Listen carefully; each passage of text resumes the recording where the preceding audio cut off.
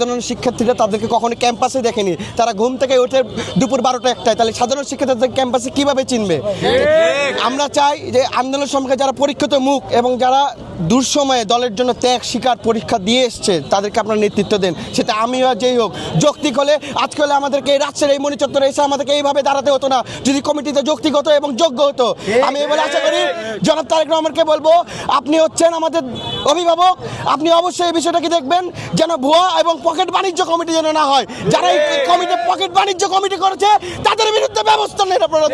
কিছুক্ষণ আগে কেন্দ্রীয় ছাত্রদল আমাদের সভাপতি রাকিব ভাই নাসিব ভাইয়ের সিগনেচারে একটি সিটি কলেজ ছাত্রদলের কমিটি ঘোষণা করা হয়েছে, যে কমিটিতে বিবাহিত অছাত্র এবং কি টিকটকারদের এবং কি মাদক ব্যবসায়ীদেরকে দিয়ে কমিটি করা হয়েছে। আপনি খোঁজ নিলে দেখতে পাবেন যে কমিটিটা দেওয়া হয়েছে সেই কমিটির যিনি আহ্বায়ক যাকে করা হয়েছে সে বিবাহিত এবং কি তার রানিং স্টুডেন্টশিপ নাই, এবং কি যাকে সদস্য সচিব করা হয়েছে সেও বর্তমানে ছাত্রত্ব আছে কিনা তার সন্দেহ। তাকে আমরা দেখেছি সে নর্থ বেঙ্গল ইন্টারন্যাশনাল ইউনিভার্সিটির স্টুডেন্ট। তারা কীভাবে সিটি কলেজ ছাত্রদলের কমিটিতে আসে এবং কি যারা জুনিয়র সদস্য করা হয়েছে এদেরকে আমরা নিজেরাও চিনি না। আমাদের এখানে আগের কমিটির যুগ্ম আহ্বায়ক সদস্য সবাই উপস্থিত আছে, যারা দীর্ঘদিন হাসিনা ফ্যাসিস্ট আমলে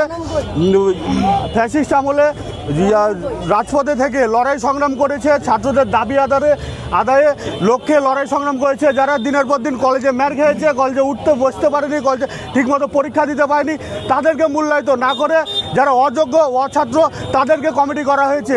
এই জন্য আমরা ধিক্কার জানাচ্ছি বর্তমান কেন্দ্রীয় ছাত্রদলের প্রেসিডেন্ট সেক্রেটারি রাকিব ভাই নাসিবকে অনুরোধ জানাবো অবিলম্বে এই কমিটি বাতিল করতে হবে, না তো যতক্ষণ পর্যন্ত এই কমিটি বাতিল না করা হবে আমরা রাজপথে অবস্থান নিব।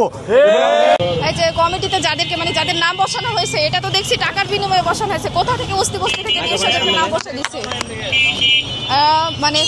শুরু থেকে যারা আছে ত্যাগী নেতারা, এই যে তৃণমূল থেকে উঠে আসা যে আমার ভাইয়েরা আছে যাদেরকে প্রতিনিয়ত আমরা কলেজে দেখছি, তাদের কারো কিন্তু এদের ভেতরে নাম দেখছি না।